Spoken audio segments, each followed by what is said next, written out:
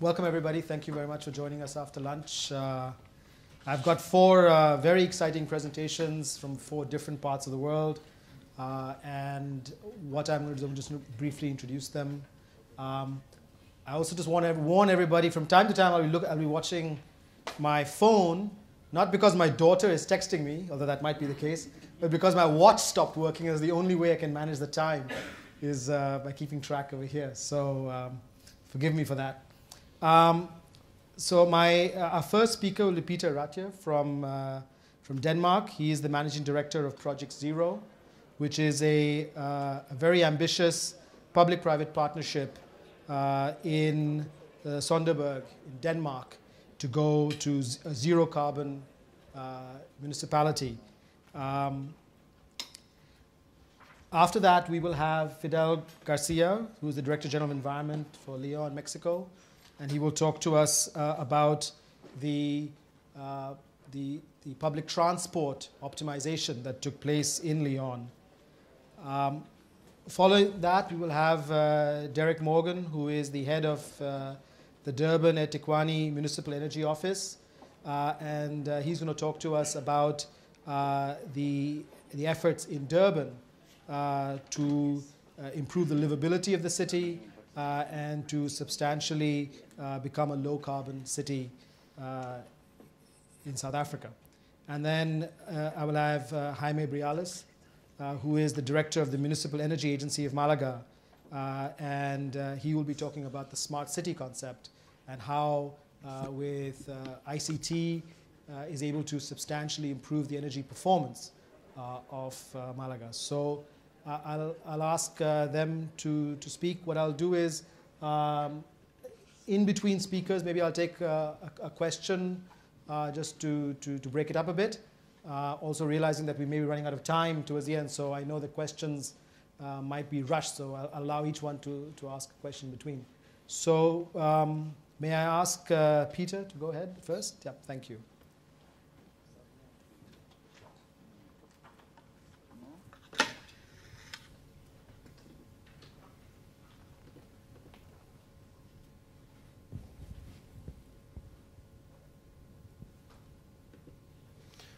Yeah, good afternoon, everybody. Thanks for the invitation to speak here about our experience working with energy efficiency at community level. My home country is Denmark, and probably you know already Denmark have not only ambitions but also a lot of history with energy efficiency and also converting its sources into especially wind. I'm from, you could say, the city level. We introduced this Project Zero in 2007, and this giving not only specifics to an urban project, but also putting a deadline to it, started a kind of a small revolution among cities, a friendly competition in Denmark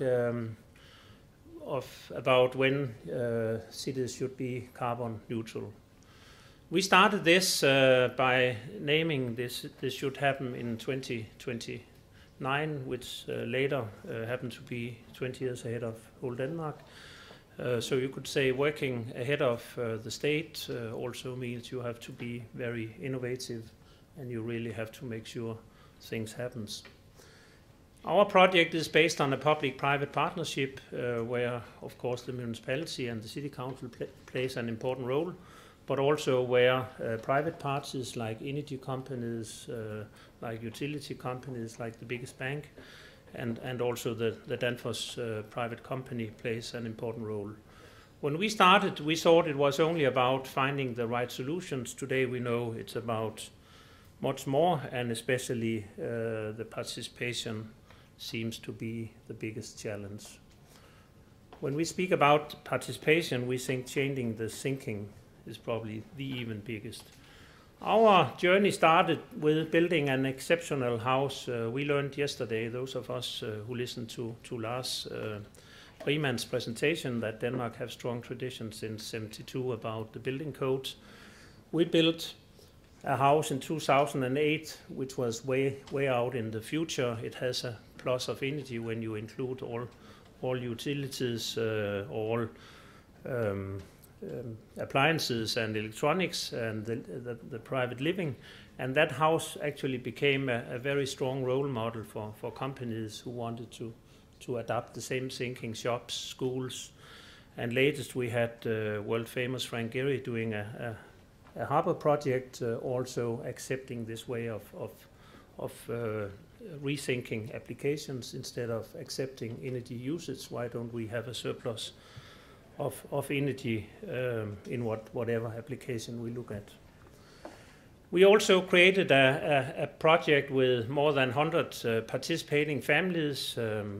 I would say 100 families or 115 families were equal to 408 family members. I'll never do that again. That's a lot of people. But taking these families on learning lessons, some of them complained, we don't want to go back to school. We don't want to be treated like kids. But look what came out of it. After only 12 months, having them look at their meters every month, a 25% reduction in energy consumption and even higher in water savings. Out of this came another very efficient program where we allowed or hired a person to go and visit 1,100 families, and we also have made a special driving license in energy, which we offer to private families who still want to learn more about this. Very efficient ways of working with society, but very unusual also to our society when we started. We also learned if we want to change the thinking, we have to work with the kids and we have to start working with school teachers. So we start early in kindergarten, and you can see already in elementary and mid-school, they learn about their home, they learn about their meters, they learn about where the energy is or water is coming from, and how to calculate and how to help mom and dad and the family reducing energy consumption. And when they grow older, they become not only good engineers or scientists, but they also become good citizens. In this morning's presentation, there was a lot of focus on district heating, so I just included this slide here showing that we have 7 independent, or in the past, independent district heating companies. Each of them we have challenged on turning their sources green. And the dominant way of doing that today is geothermal heat and heat pumps and solar heat. We include sorted waste from households and add straw and wood chips to balance this. In future, we will take greater use of wind from offshore nearby farms to have a 100% green district heating network. As I mentioned, Denmark have strong traditions here. Denmark also have solutions. So those of you who want to be inspired about solutions can go to the national website, stateofgreen.com, and have a look. Or you could join the project, and because we need smart people like you, smart cities is not only technology, it's also the people living here. So you're also invited to follow Project on our website. Thank you.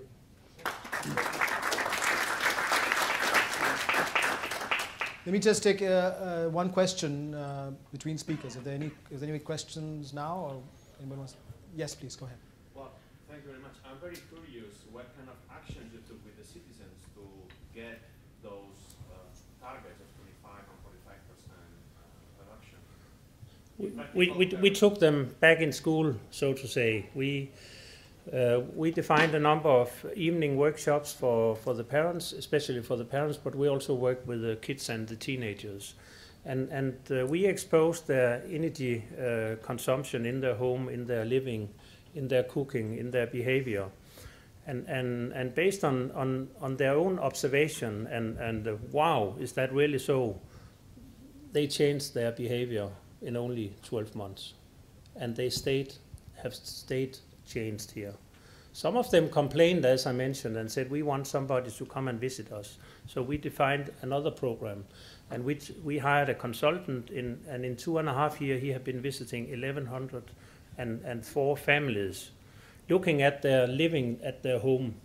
They have initiated, 65% of these families have initiated savings, and they have invested average 25,000 euro private money, which have created a lot of green jobs in our area. So there's a lot you can do at city level. Thank you very much. Fidel, it's your turn. Thank you very much. Thanks a lot, Peter. Buenas tardes. Haré la presentación en español. Para iniciar, déjenme presentarles lo que es hoy el Sistema Integrado de Transporte de la Ciudad de León, el primero en México, que justamente este año está cumpliendo 10 años. Internacionalmente como el primer municipio en México que brindó a sus habitantes un transporte público con autobuses articulados en un sistema integrado. Esto fue posible con la construcción de 2 estaciones de transferencia donde los leoneses pudieron realizar transbordos de una manera organizada, pagando un solo pasaje y con la opción de un sistema de prepago que aseguraba el cumplimiento de tarifas preferenciales a estudiantes, personas con discapacidad y adultos mayores. Con la optimización de la flota y la mayor eficiencia de los planes de operación, se ahorraron cerca de 33,000 kilómetros al año, lo que trajo consigo una disminución superior a los 7,000 litros de diésel. Desde la puesta en marcha del CIT ópticos y de los autobuses articulados que la población de León llama orugas, en el transporte público se realizan más del 40% de los viajes motorizados de la ciudad, generando solo un 7% del CO2 que producen los vehículos de la ciudad. Las demandas de movilidad por parte de la ciudadanía van creciendo, lo que nos obliga a una mejora permanente. Es por esto que hoy contamos con 3 estaciones de transferencia y una microestación unidas por 105 kilómetros de líneas troncales, complementadas por autobuses alimentadores y auxiliares. Con esto se logra la integración de 70% de las rutas, lo que garantiza que el 85% de los viajes se pueden realizar con el pago de un solo pasaje. El compromiso de dar un transporte de calidad y amigable con el medio ambiente va más allá. Por eso, todas nuestras estaciones de transferencia están equipadas con estacionamientos para bicicletas gratuitos y vigilados que funcionan los 365 días del año. En León, se estima se realizan más de 3 millones de viajes al día, 29.84% en transporte público, autobús y taxi, 31.9% en transporte privado, auto y moto, y 38.26% no motorizado, de los cuales más de 100,000 se realizan en bicicleta, con fines productivos. Además, el CIT ópticos se encuentra interconectado con más de 100 kilómetros de la red de ciclovías. Desde que inició este proyecto, los empresarios del transporte y la autoridad hemos llevado a cabo acciones que parecían imposibles. Con este sistema, hemos generado más de 6,000 empleos directos. Asumimos el enorme reto de consolidar nuestro sistema de transporte, de llevar el servicio hacia más puntos de la ciudad y de dar los primeros pasos hacia la tercera etapa del CIT. Porque los habitantes son nuestra prioridad, decidimos apostar por un transporte con altos estándares y que cuente con tecnologías punta en la supervisión del servicio. De esta manera, reafirmamos nuestro compromiso con los usuarios para hacer de León una ciudad sustentable, comunicada y sobre todo con transporte de clase mundial. En estos primeros 10 años de servicio, el Sistema Integrado de Transportes Ópticos se ha convertido en un elemento de identidad urbana que ha evolucionado junto con sus habitantes. Por esta razón, vamos por una década más moviendo a León.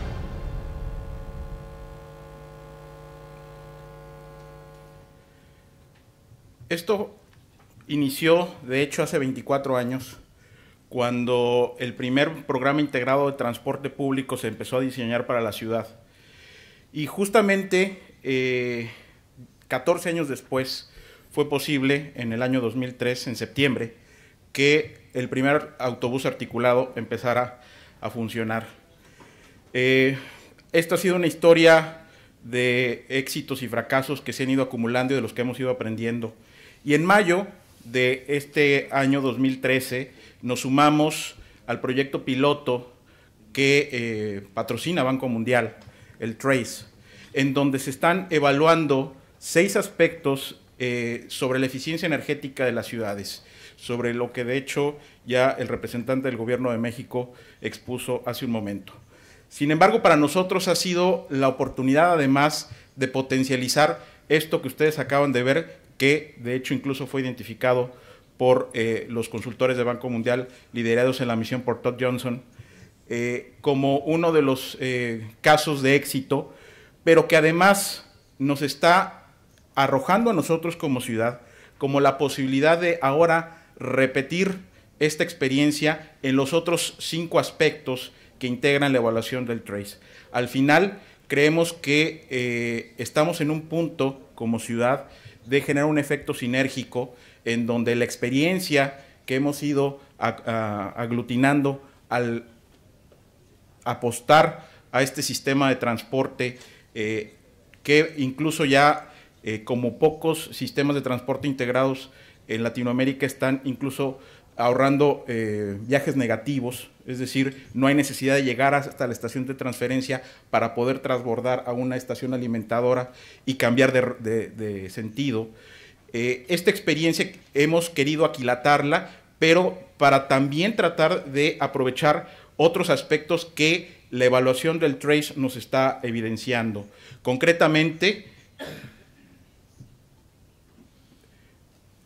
tenemos importantes áreas de oportunidad identificadas en el sistema de agua potable y alcantarillado, como el proyecto de reuso de agua tratada de la industria curtidora y el proyecto de cogeneración de energía térmica y eléctrica para la planta de tratamiento de aguas residuales municipales, que en este momento prácticamente está generando el 80% de la energía eléctrica que la propia planta consume, con la perspectiva de que en un par de años pudiéramos tener una planta de tratamiento de aguas totalmente autosuficiente. Sin embargo, no todo es miel sobre hojuelas.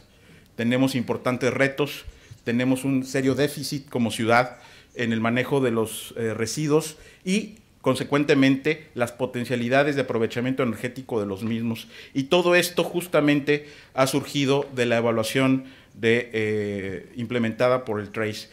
Por supuesto, también tenemos un reto importante para hacer mucho más eficiente nuestra red de alumbrado público. Como caso de éxito, el Sistema Integrado de Transporte de León hemos logrado construir durante estos 10 años un proceso muy eficiente en donde prácticamente el 85% de los viajes se hacen con un solo boleto, con el consecuente efecto económico en la población.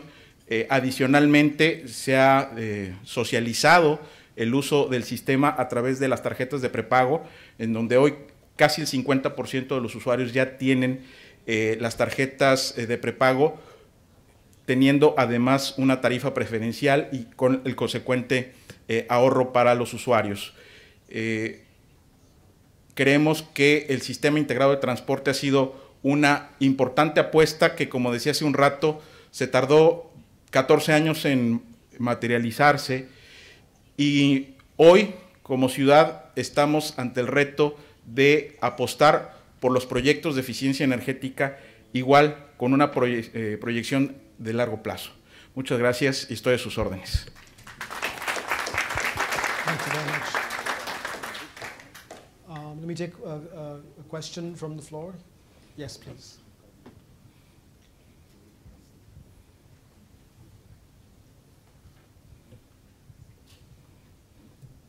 Thank you. I would like to know how they handled the transport unions, because we have started, and the transport unions have resisted terribly. And also, some of them are not in unions, and they are saying that from the Constitution there's freedom of association. So how can we enforce the bylaws that they should be in unions? So they are fighting, they went on strike, and all sorts of things. So I'd like to learn from that. Claro. Ciertamente tuvimos una ventaja. El fenómeno del transporte ilegal, es decir, que no tiene concesión, no era un fenómeno generalizado en la ciudad. Sí, por otro lado, un extenso número de empresas concesionarias algunas operando bajo el esquema de sociedades cooperativas, representaron de hecho un fuerte obstáculo para el desarrollo del sistema. De hecho, buena parte de estos 10 años se fueron en tribunales, en algunos casos, porque implicó constituir nuevas empresas que se redistribuyeron las concesiones originalmente otorgadas. Y en esta redistribución que se hizo, algunos percibieron que habían sido afectados sus intereses y llevaron varios años de litigio.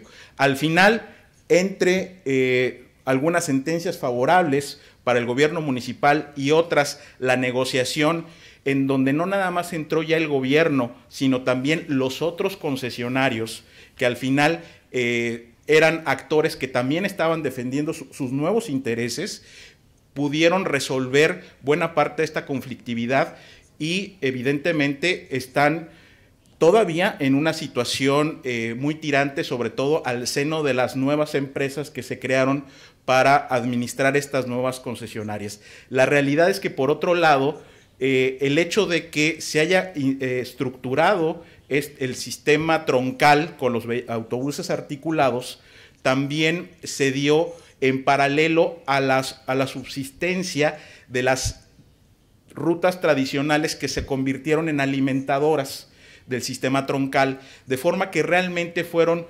relativamente pocos las unidades que salieron de circulación y estos intereses se incorporaron a las nuevas empresas, en donde cada una de las anteriores concesionarias tuvo una participación proporcional a el tamaño del mercado que representaban sus acciones originarias. Thank you very much. Gracias. Thank you.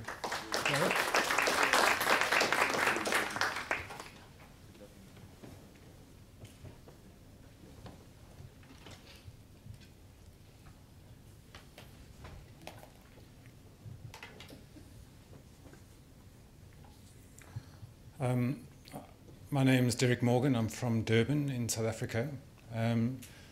And what I'm going to talk about is a program that we implemented on residential solar water heaters and the lessons we've learned from it in terms of a broader rollout for energy efficiency. So the program is called Shisa Solar, and Shisa is the Zulu word for warm. And that's the brand that was developed.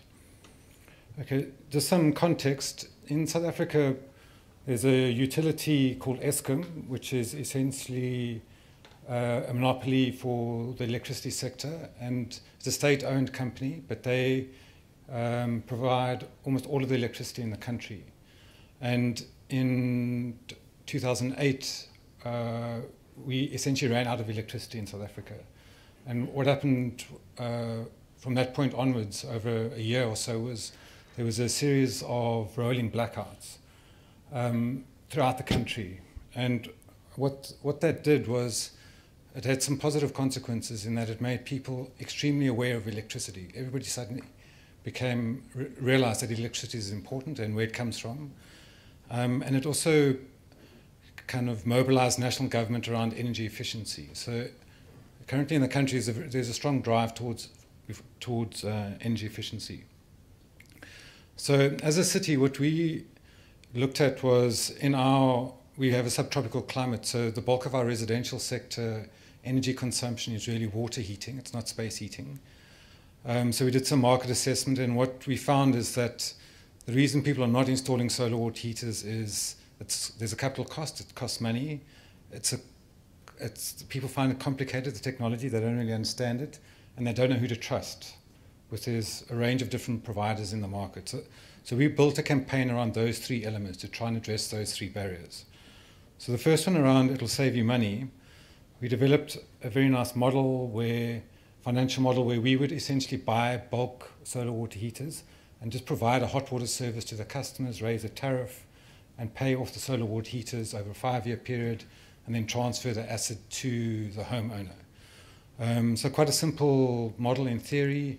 Lots of Excel sheets later. Eventually, towards the kind of final stages of the model, we got to speak to National Treasury, and essentially we were stymied by a regulation, a national law that says municipalities can't really conduct commercial activities in South Africa, and they considered our model providing loans to customers. So that regulation in particular kind of put the project on ice. There were some other issues which I'll talk about at the end of my presentation.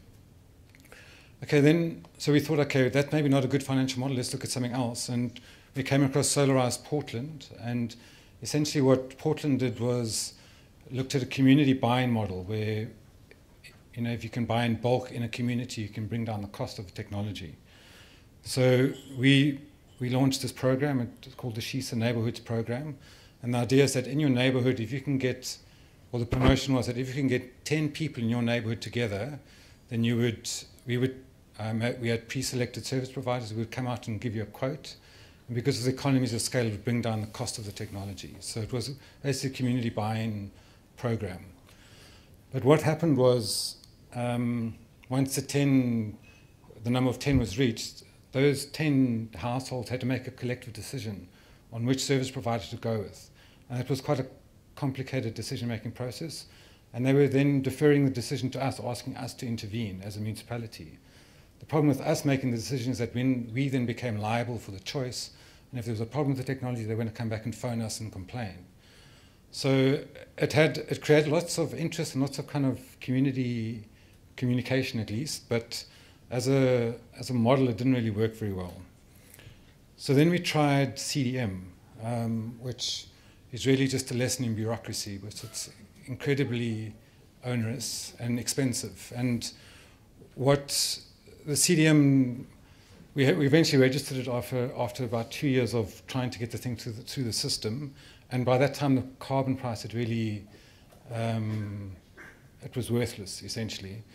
So the carbon is still, the CDM is still registered, so it is an opportunity for us, but primarily with the price of carbon at the moment, it's not really a vehicle that we're looking into. Okay, so those are things we tried around financing. So we didn't really hit a silver bullet. So we thought, okay, let's try some of the other stuff. So issues of trustworthiness. What we did was we set up a panel of 3 preferred suppliers, which we vetted. So in the market, at that time, there were 600 solar water heater suppliers. So we limited that down to 3 companies to say these are the best companies in the city. So it completely made the selection process for the customer much easier. And then we got the politicians to buy into the process, and they promoted the technology to kind of increase this idea of trustworthiness, which worked quite well. And then we really tackled the easy bit to try and make it as easy as possible. So a very nice website, lots of information about what solar water heaters are, easy to register. Big campaign with banners and flyers, and put inserts into the electricity bill, so lots of awareness raising. This is an example of one of the electricity bill inserts with how much you kind of save over time. And then some other like outdoor things. So this is one of the most well-used freeways in the city, so like kind of very visible branding. And then it was all kind of tracked through Google Analytics on the website. And what we found was that it was an ongoing campaign. It has been going on for the last 2 years. And things that we found were quite successful were pay-per-click advertising, so Google Ads, things like that. And the electricity bill inserts were very successful. But what we actually really noticed is that there's a difference between getting people to your website and selling solar water heaters or getting solar water heaters installed. And one of the most successful things we did was we went to malls, to shopping malls, and we had the service providers in the shopping malls, and then as people walked past, they're like, oh, this is the Shisa Solar, and they started to engage directly with the service providers. And that, in fact, resulted in the most installations of solar water heaters. So it kind of gave us an indication of where we needed to put our efforts going forward. Okay, so what have we learned so far from this program? There are 3 main things. The one is this need for innovative vehicles for dealing with initial capital costs. And this kind of talks to the previous round of presentations. And what we've realized is that there's lots of money out there. I mean, as a municipality, we've got quite a good credit rating. So for us to access financing is actually quite easy. Well, I mean, it's doable. But the problem is that we have quite a high gearing ratio, so we can't, it's difficult for us to borrow any more money. So what we think would be useful is special purpose vehicles, which was also mentioned earlier, that where the municipalities don't borrow the money themselves, but those vehicles can make the funding available to residents at a decentralized level. And particularly just to address that initial capital cost, because the technology pays for itself through the energy savings, but it's that initial capital cost that's the big problem. The second big thing is that you have to constantly do this. You can't, like when we started this campaign, we thought 6 months, get it out in the market, it'll kind of get solar water heaters out there. But essentially, you've got to constantly remind people that they should be doing it. So it's not something, it's not a short-term intervention. You've got to constantly reinvent the messenger, is what we say. So different types of media, different types of messages, but constantly reminding the public of of the technology. And then the last thing is essentially people, because we're quite keen on online technologies and how they can assist in promoting energy efficiency and renewable in the residential sector. But what we've really realized is you've got to get the service provider to talk directly to the customer. You've got to essentially get the service provider into the person's house to talk to them, to say, this is what you need. So going forward, that's kind of the focus of our campaign, is to try and find mechanisms to get the service provider and the customer in the same space. And that's it. Thank you very much, Derek. Shall we take a question?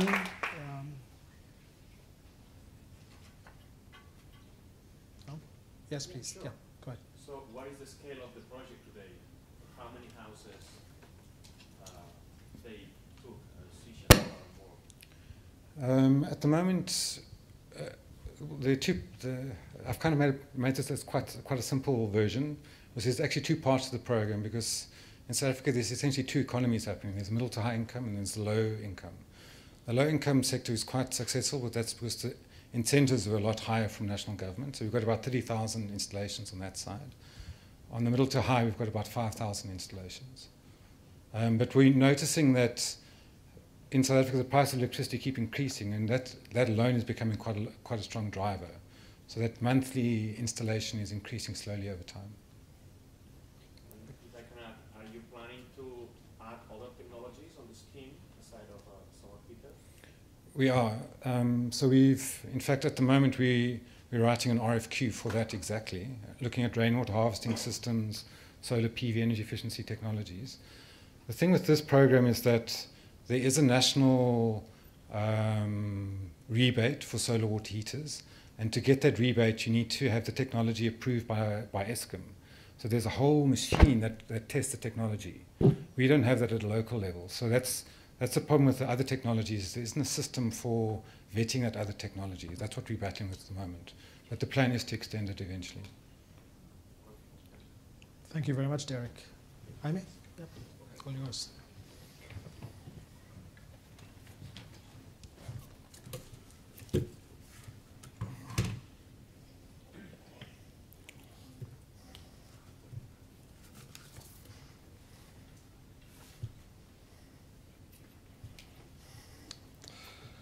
Hello, my name is Jaime Briales. I work for the Municipality of Malaga in the Municipal Energy Agency of Malaga, a city of the south of Spain. First of all, I want to thank the invitation from the World Bank to this event. We appreciate that so much.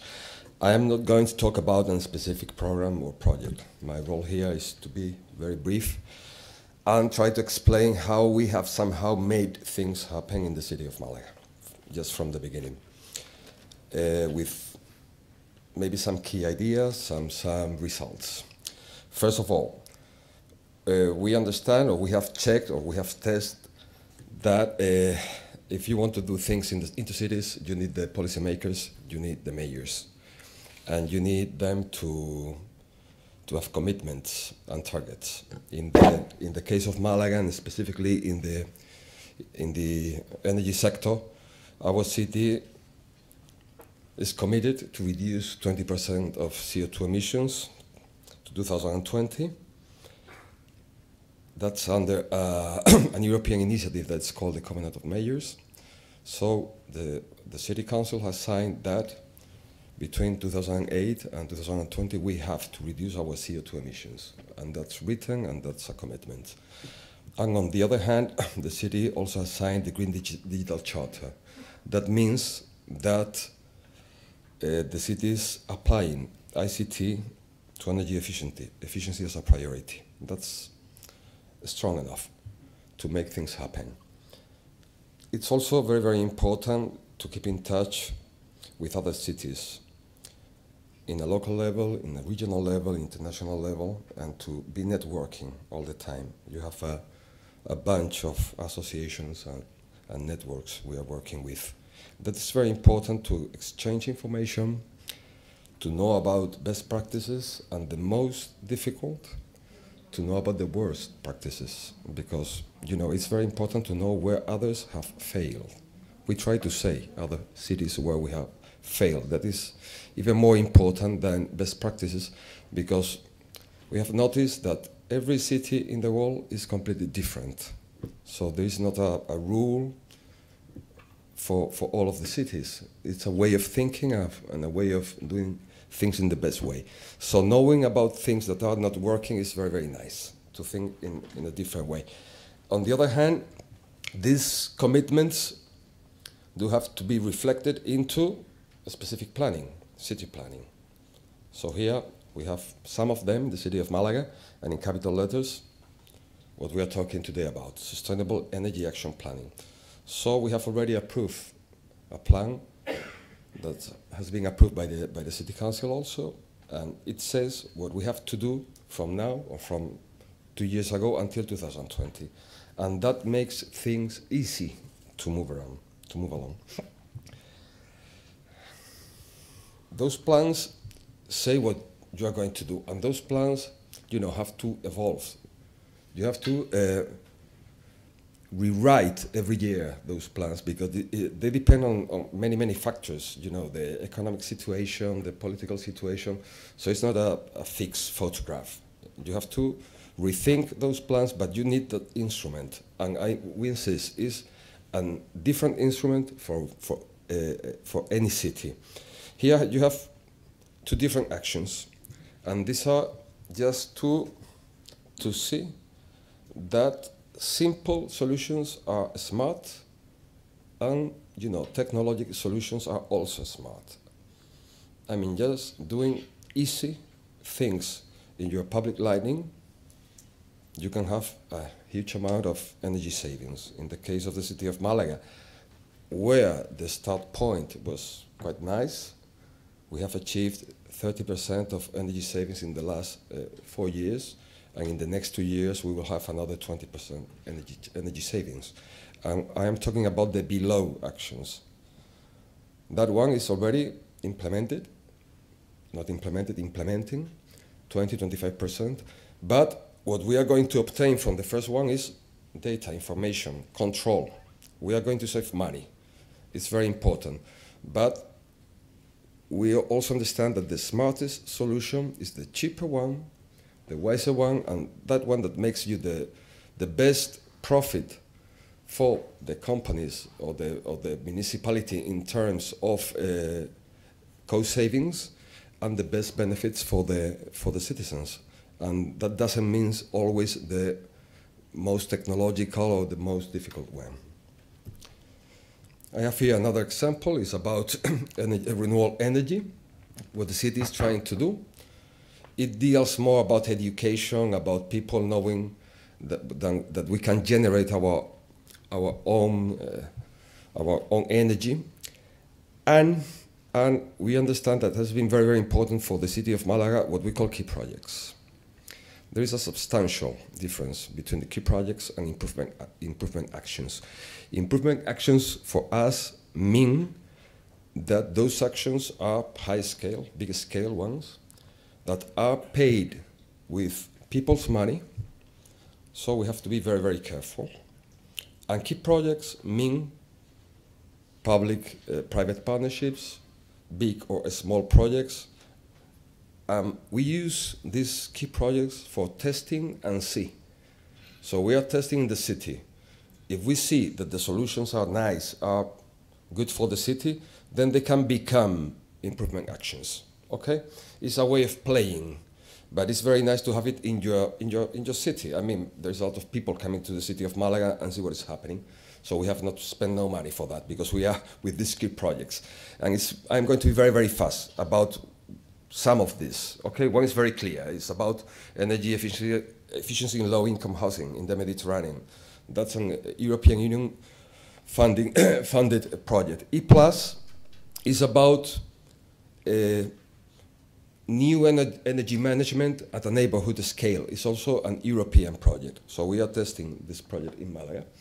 Smart City Malaga is a very, very well-known project. This has been, we could say, the first, let's say, a big scale project with the smart grids already working and seeing how you get information not only from the generation or the transport of electricity, but from substation, secondary substation, distribution lines, even consumers, and incorporating renewable generation, storage, and managing everything of it at the same time. And that has been working in a substantial part of the city.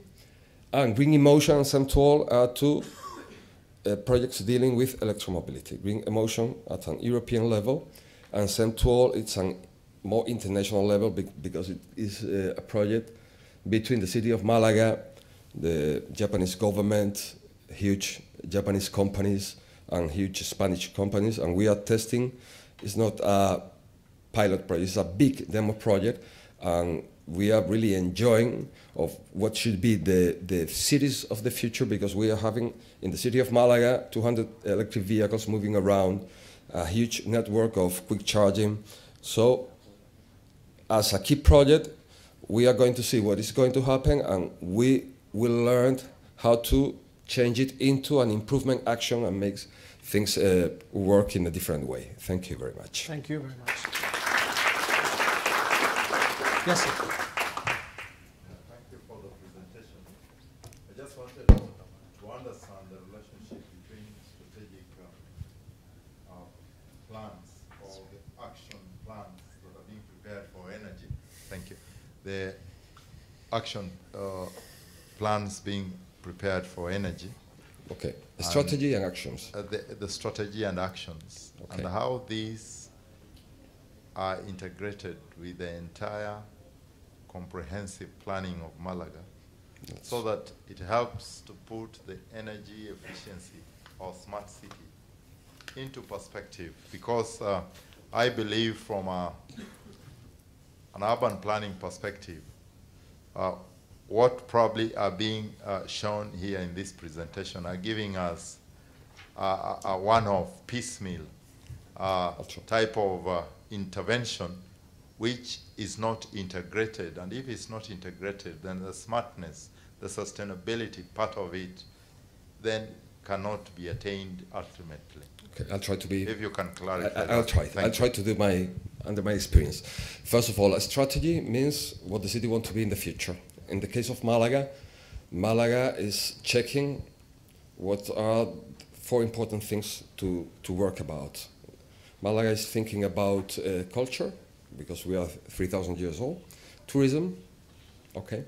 We are also a harbor city. We are very close, we are in the sea. And about knowledge. Knowledge, when you develop that idea, it's smart city is not only about energy efficiency, it's about ICT, it's about your university, it's about having a technological park. So that has to be marked in your strategy.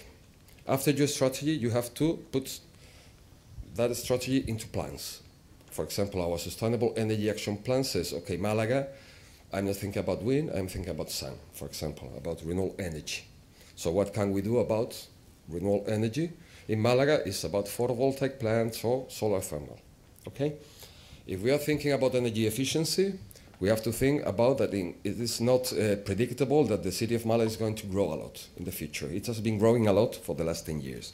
So we have to think about what can we do with existing buildings, for example, and that can be put into a plan, okay? Conventional urban planning has never taken this into account, not even in the city of Malaga. In fact, if we go back, just a minute, Here you have your strategic planning, what I told you, your municipal urban planning. And it's separated from your local Agenda 2021 sustainable urban mobility, sustainable energy action planning. Conventional urban planning does not take into account energy efficiency, ICT, smartness. Okay, that's something that should change. I don't know what is happening in your country, but in our country, is thinking about what are we going to do next. You know, a big stadium, a new urbanization, that sort of things. So people should, under my point of view, should put some pressure. Urban planning should be done not only by specific professionals, but for people, for technicians, for engineers, you know, all of them thinking about that, because it's a very, very hard, a very important instrument for the cities. It's the most regulation important instrument, at least in Spain. In Spain, cities can only regulate about local taxes, about some management of some services, and urban planning. That's our Bible. So I agree with you, but we understand that things should move in the future, as I'm telling you. I don't know if I've already answered your question. So it means you have a strategic plan which is integrated, upon which the street lighting master planning is embedded, so that at least you have a framework which is holistic and integrated from a strategic or business planning school viewpoint, because traditional planning cannot solve this. Okay. But in new planning approaches, that the street lighting master planning must be based on an integrated spatial plan upon which then you can draw those pieces so that you implement. Thank you. That's right. Thank you. Thank you. Good. Okay, thank you. I see the next moderator is standing in the back there, so before the mobility guys drive us out of here, let me see if there are any. I can take one more question, perhaps, if anybody wants, and then I will hand over to Shomek, the podium here. Okay. Well, all right. Well, thank you very much for the presentations. I thought it was very interesting. All four really touched upon what I thought are really key in promoting smart cities, energy efficiency, having a strong vision, good planning. I thought that is a very important point. The importance of really touching people's lives, quality of services, improving the quality of life, and citizen engagement, raising awareness, participation, really working almost at a household level. I think those ideas really came through here as some sort of common threads. So I want to thank our four speakers today, and I appreciate very much the time you've taken. And thank you all very much for being here this afternoon.